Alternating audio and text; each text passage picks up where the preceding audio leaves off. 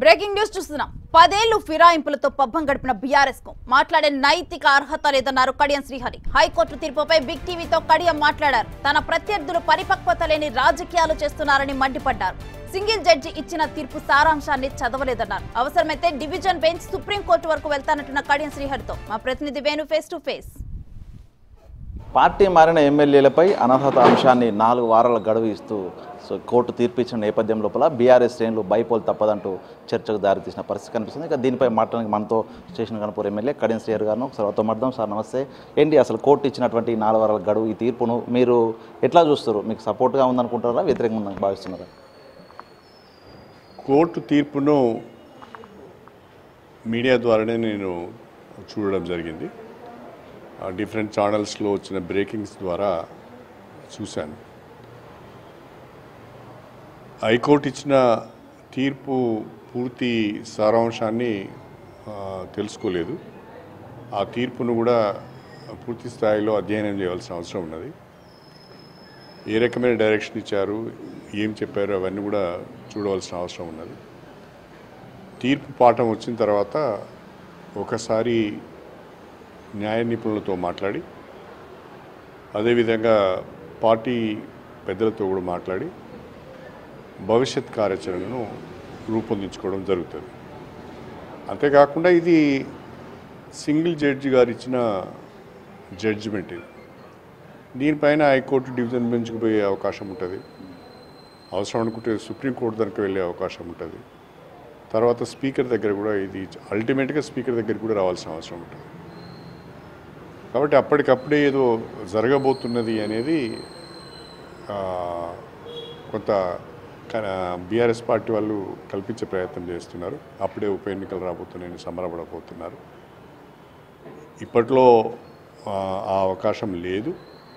ఈ అంచెలన్నింటిని దాటిన తర్వాతనే కోర్టు తీర్పుకు లోబడి నిర్ణయాలు జరుగుతాయి. అంటే గత 10 ఏళ్ల కాలం లోపల 38 మంది ఎమ్మెల్యేలు పార్టీని మారి ఆ పార్టీ చేర్చుకున్నారు. నిజంగా అప్పుడు లేనటువంటి ఈ యాంటీ డిఫెక్షన్లా వస్తుంది బైపోల్ అనేది. ఇప్పుడే మొత్తంగా పార్టీ మొత్తంగా నాయకులంతా కలిసి రోడ్డెక్కి బైపోల్ ఈ అంశాన్ని ఎట్లా చూస్తారు? ఈ అంశాన్ని బీఆర్ఎస్ పార్టీ నాయకులకు పార్టీ ఫిరాయింపులపైన మాట్లాడే నైతిక హక్కు లేదు.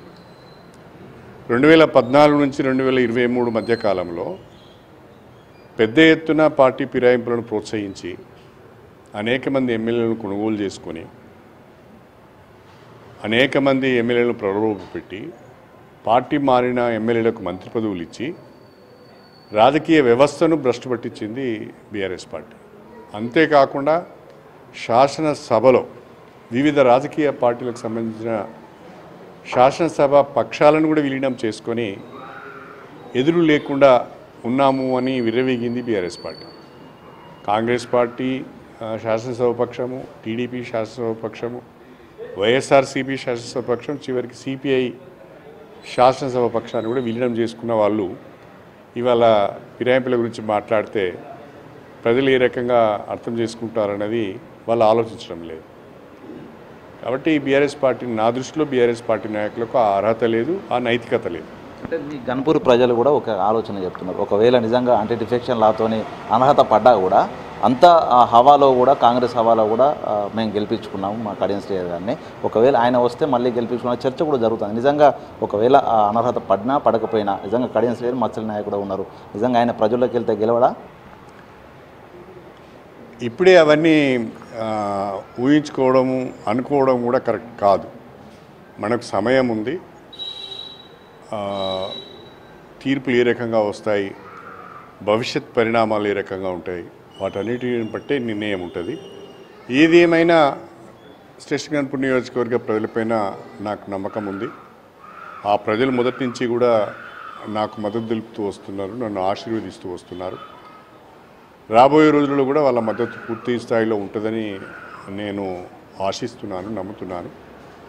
ఆ నియోజకవర్గ అభివృద్ధిలోనే నేను అనునిత్యము భాగస్వామిని ఉంటున్నాను. కాబట్టి అధికారం ఉన్నా లేకున్నా వాళ్ళతోనే ఉంటున్నాను. కాబట్టి ప్రజలు తప్పకుండా ఏ రకమైన పరిణామాలు ఎదురైనా నాకు వాళ్ళ చేదోడు ఉంటుందని, వాళ్ళ మద్దతు ఉంటుందని నేను ఆశిస్తున్నాను. లాస్ట్గా మీ ప్రత్యర్థుల సంబరాలు కూడా జరుపుకుంటున్నారు, ఏం చెప్తారు మీ ప్రత్యర్థులు?